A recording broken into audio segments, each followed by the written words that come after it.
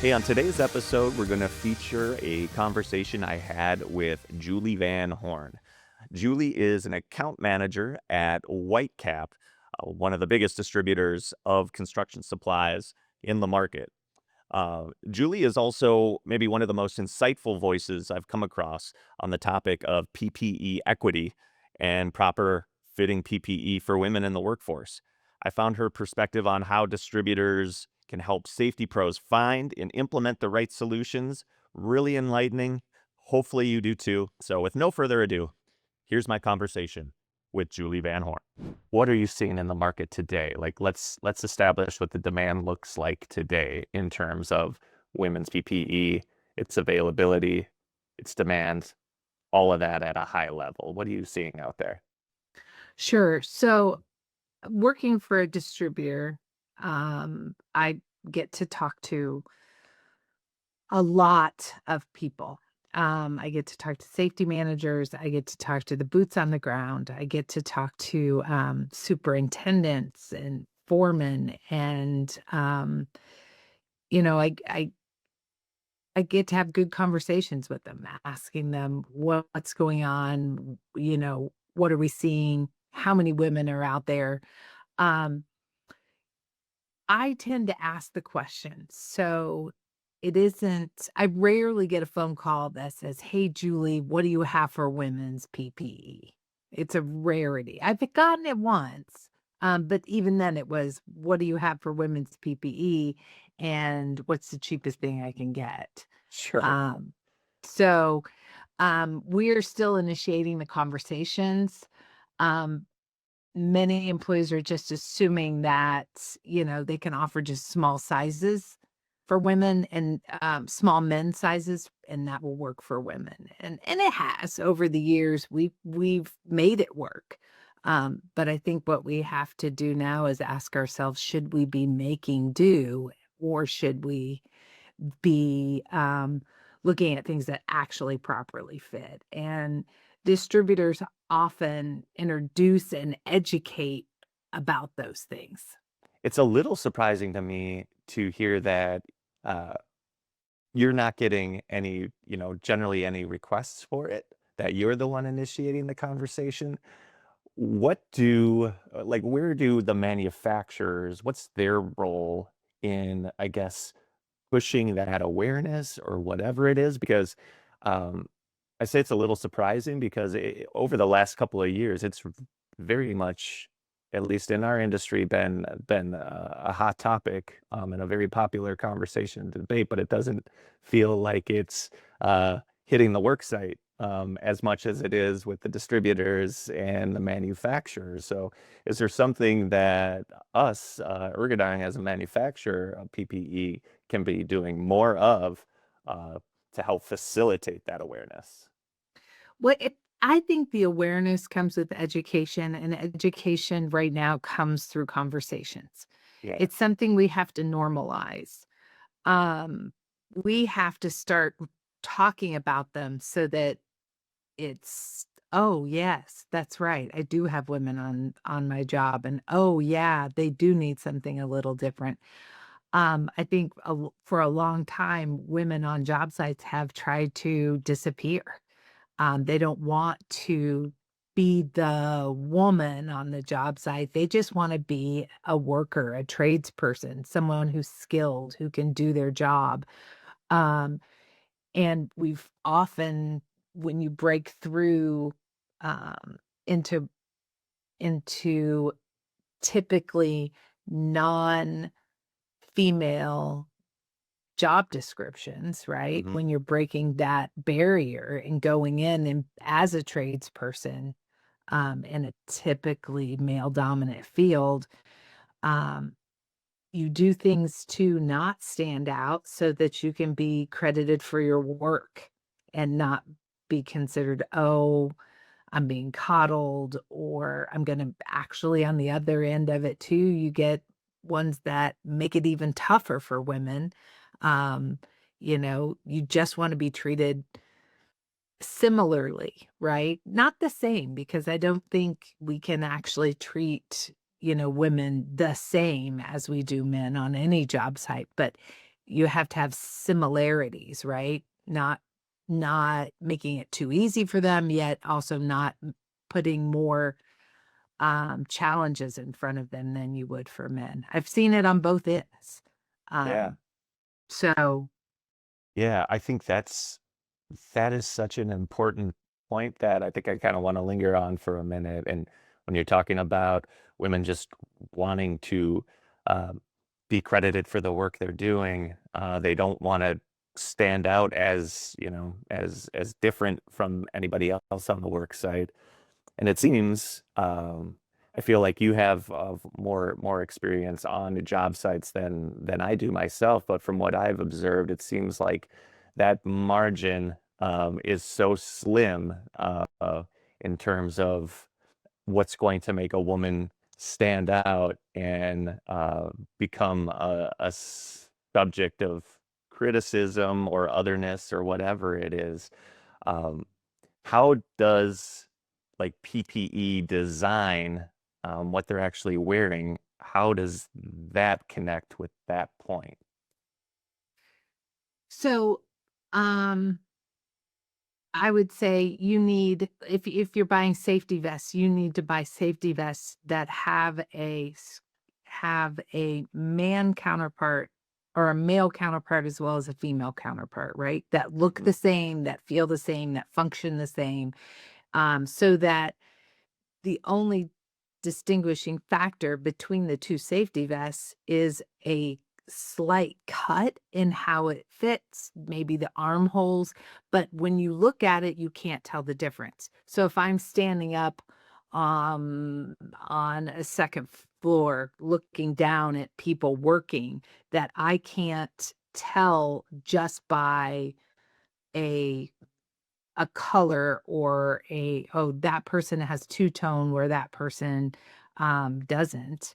Yeah, That one's in orange versus that one's in yellow. Oh, that one's got black trim. You want them all to look the same because you want their work to stand out. You don't want their gender to stand out. right. Absolutely.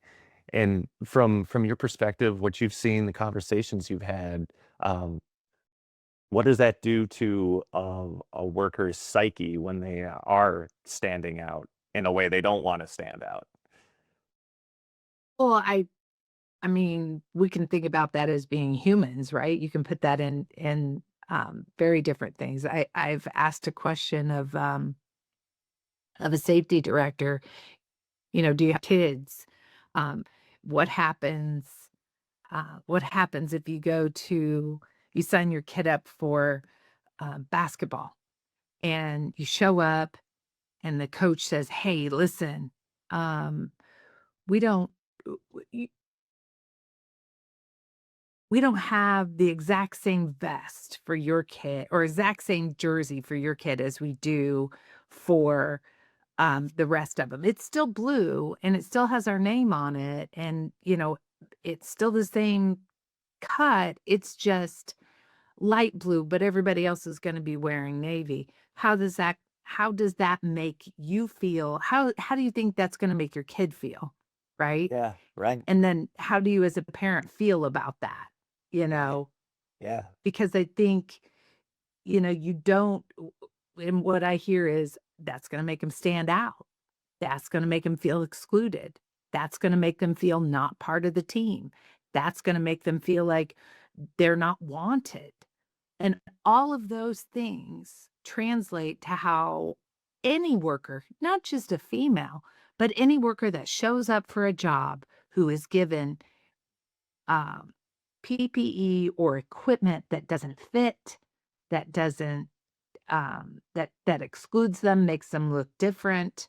And if we want people to stay, if we want them to feel included, if we want them to feel empowered, we need to respect that part of it, right? Show up. You've got an employee starting. Make sure you've got the right equipment from them for them from day one. Preach, Julie. I love it. I love it. How do people usually react to that when you put it that way? I they kind of stop and they they take a deep breath and they think, "Oh, wow, I've never thought of it like that." Yeah. And it seems crazy when you put it that way because we think about being inclusive and we talk about being inclusive all the time. But when we sit back and we put it in real world situations, I think it hits differently with them. It yeah. You know, they go, "Wow, I didn't think about it like that. I didn't realize that." And those are the conversations that we're having. The conversations to spark that aha moment like, "Oh, this isn't just." I mean, it's about safety both physically and mentally. Yeah. I just got some goosebumps. I love that. Like, that's real. You're frozen. Oh, we were rolling too. Where was I? Oh, yeah, yeah. I wanted to maybe connect the dots then. Like you've established that, obviously it's important for women to have proper fitting PPE. We've also established that there seems to be a disconnect maybe out in the field in terms of awareness or what's appropriate for uh, women workers to be wearing and to be outfitted with. I think it makes sense then to maybe kind of pivot to, um, the realities of sourcing the PPE a little bit, like the availability of PPE and any specific maybe challenges to serving the category. Um, I was wondering maybe if you could maybe speak high level on that. Maybe there's some low hanging fruit in terms of just kind of the systemic challenges in the supply chain to getting the PPE there to the safety managers. Um, well, I think we're doing a lot better than we did, right? As far as having availability. One thing that I ran into last week with some safety vests was minimum purchase requirements. Um, we have to be and my point was, I had I think there were like 20, and we're not talking about 500, 600, because we're talking about starting. And Right. when things begin, it isn't like I'm going to buy 500 women's vests. Just not going to be that way. Yeah. It's like, well, I don't know if this really matters or not. They're still testing it and still, trying it. So we start small. Um, and even as a distributor, I start small because I don't want to go out and get I mean, I want those $500 or 500 vest orders, right? Right. But we all have to do it right, we have to do it slowly, in my opinion, because there's going to be some things we need to change. So I went in and I, met with a company. They bought a high value vest. Um, they wanted 20 men's and they wanted 5 women. And your minimum is a 24 order on this particular brand. And they said, well, no, no, no, no, no, no. You have to have 24 men's vests and 24 women's vests. And I said, no, no, no, no, no, no. This is what are we doing? That was Yeah. my question. And, I'm like, why? Why are we self-imposing those kinds of restrictions on ourselves? We're not going to sell them that way. That we don't have that kind of balance yet. You know, you're looking at, maybe 11% of the market or 11% of the workers construction are women. And then when you really dial it down to the boots on the ground women that wear the PPE every single day, that is more like, you know, 2 to 8 or 2 to 6%, maybe 2 to 4%. Yeah. Um, you're looking at, yes, the women in the offices, they need safety vests. You're right, they do, but they don't need harnesses. They're probably gonna have 1 safety vest their entire career, right? Yeah. Unless you have a brand change, and then they'll have a second one, because it's just not getting used. where the women in the field, those are the ones we're most concerned about safety wise, right? They're the ones in harm's way every single day. Yeah. So imposing those kinds of limits on ourselves, like requiring us to sell more than what we actually need, Yeah. kind of shoots ourselves in the foot. Yeah. Yeah. Are there Luckily, Oh, go ahead. Sorry. luckily the communication was there to where the vendor said, you know what, all right, okay, I get it. But you have to come back for it. And that's where the fighting is always going on. That's where you've always Yes. got to have people pushing back. And I'm not saying that there aren't advocates out there for women in the construction industry that are males, but I'm more apt as a female to push back than what a male is going to push back, because we're still educating everyone on the importance of women's PPE. Right. Right.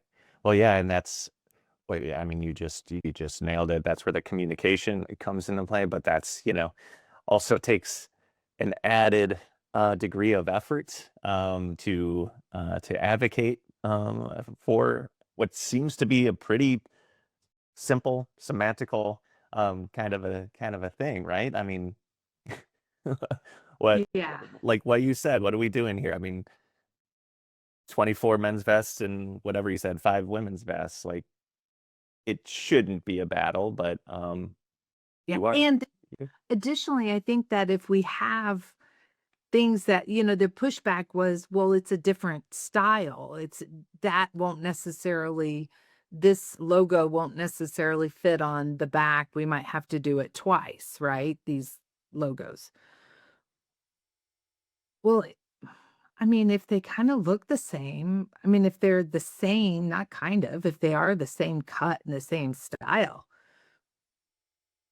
they should, this shouldn't be a problem, Right. and I guess those kinds of things when we're looking at, when we're talking about manufacturers, those are some of the things they could look at, the consistency across the availability. Yeah. Yeah. Believe me, I'm taking notes. I'm bringing all this back to the team. Um, it seems like in a perfect world, we wouldn't even be categorizing it as women's PPE. I mean, we don't categorize anything as men's PPE. It's PPE or women's PPE.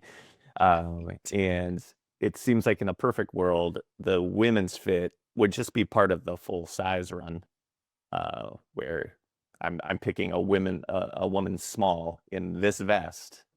Yeah, like That's t-shirts, like t-shirts. right?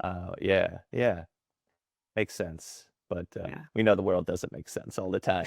No. Um, And for the record, that was not an Ergodyne that sent me through that. It was duly noted.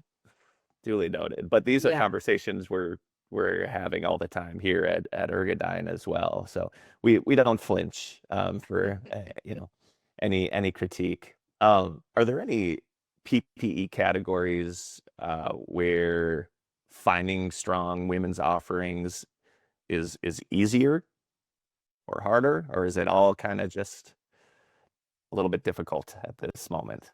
I think there's some that we are finding that are easier and some that are more challenging, but it's improving. Yeah, And it's improving, and there's some, I can say some categories are making great improvements where others are still lagging behind a little bit, right? yeah, yeah, So some things we've had this year, safety vests, where we're we are seeing more of the mirroring the sizes, like men's to women. We at least have that option now. It used to be, what I'm going to say, safety vests, you know, Julie, why do women's safety vests cost more than men's safety vests? And I'm like, hmm. My first reaction was they don't. But then I'm like, wait a second, maybe they do. Let me look. Do we have a pink tax on this? a Um, pink tax. I haven't heard of that. Uh, Yeah. Well, a lot of times it's like razors. You'll find a man's razor and a women's razor, and they're the same razor, but this one's pink, so it costs, Right. $2 more. Right. Um, Right. we call that us women call that a pink tax. X. Um, but so I looked, and really truly, if you were if you were comparing cut A in a men's, or a vest in a men's cut, and then the same A vest in a women's cut, they were within, 50 cents of each other, really close. But Yeah. the problem there was that you had men's vests, and then you had women's vests. They didn't match up. They didn't, or they picked a man's vest that didn't have a women's equal. So, you can buy, this middle of the road vest, but there was no middle of the road vest for women. So you had to buy, a more expensive vest. So instead of making all vests men and women's cut, they made the expensive vests in women's, and then had cheaper options. So I've done some research on that, and picked, um, I got my kind of good, better, and best, if you will, like Sure. who's got the economy vest that matches both, who's got the middle of the road vest that matches both, and then who's got the Cadillac, and Yeah. um and I think that's good. We've done that with vests, and that we're great. So I've seen some really big improvements there. The other improvement category I found is with harnesses. There have been some manufacturers that have, in the fall protection side of it, that have really stepped up and said, we're building this for a woman, for a woman's body. And here's the things that are challenging. Um, and they've really addressed it. And the funniest part is when you start talking to them, and they go, "Oh yeah, that's because there was a woman designer on it." And you're like, "Of course." Wow. Shocking. Imagine that. But then on Yeah. the backside, when you call a manufacturer and you say, "Okay, what do you have in the way of a woman's harness?" And they say, "Oh, well, it's this one." And you go, "Okay, well, why?" And they go, because it is." Yeah. But Yeah. why? Well, because I was told it was, because that's who we are marketing it to. But why? Why is it a women's or why is it a women's harness? And you kind of shy away when of those, because they can't explain it. And that tells you it wasn't made for a woman. It was just marketed to one. That's an extremely good point. And I can't imagine another category of PPE where proper fit is more important than a fall harness, Yeah. right? I mean, But yeah, but you know what? What's crazy is I was doing a talk, oh, during Women in Construction Week for a large job site. mhm, And, when I go and I speak, which isn't totally often, but when I do, I like to work the room, I guess. I like to talk to every person that I can and say, what are your challenges? What are you finding? And I walked up to one table at an event, and one of the girls was laughing. I was like, what are you laughing about? And she's like, oh, my friends are always laughing at me because my harness hangs down below my knees. And I was like, why are we laughing? You for know, real. Yeah. but you can't really act like that. You have to be like, what are you Yeah. talking about, girl? Yeah. Who do you work for? Who do I need to talk to? Because you're just like, that is so not cool. Yeah. No, absolutely. Absolutely. I think kind of as we wrap up this conversation, I feel like we would be remiss not to kind of pick your brain and help the audience kind of understand how distributors like you can help them navigate this improving journey, but still a journey. Um, where do they start and how can you help? Sure. Conversations. are the most important, having the conversations. And then trust, right? Trust is huge. Um, the safety manager and the people in the field, they have to trust that the person they're working with, number one, has their best interest at heart, um, that they're not going to oversell them on something they don't need. And that's really important that they don't get offended by questions asked, because we have to ask lots and lots of questions, and sometimes safety managers have to be vulnerable in those conversations as well. Um, Being willing to admit that there's a gap there, because we don't want to. As humans, we want to be like, I've got this. I'm the best at what I do, and you're not better than I am. And I'm like, you know what? You're probably not, but I am better than you at some things. And knowing how to navigate and fill those gaps, and then allowing us to work with them and identify the gaps, or look at the gloves and not just say, these are the things that we do, and these are the gloves that need to be done, and these are the workers that we have, and giving us all of the information so that we can really do our due diligence and find the right equipment for them. I think we forget that distributors have lots of different options, and we have to sort through those options to get to the right thing. It's not a one size fits all kind of situation. Right. Um, it's not a one brand fits all situation. So, where we're at right now, we're in my location, what I'm doing currently is trying to figure out what they actually need, having those conversations. What do they need? What are they going to sell? Talking again, conversations, talking with the employees. What are you actually going to wear? What is actually comfortable?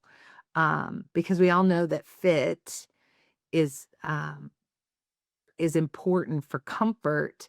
And if it's comfortable, you're more apt to wear it. If it's uncomfortable, you're not going to wear it. You're going to avoid it. You're going to throw it someplace. You're going to actually be like, I don't want to wear that. So if it's broken, I'm not going to wear it. Right. Well, Absolutely.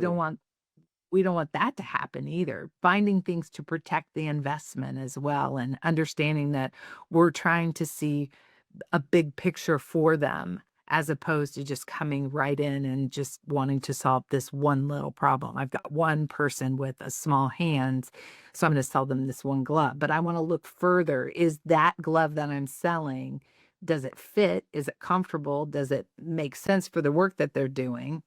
Right? All of Right. those things are important.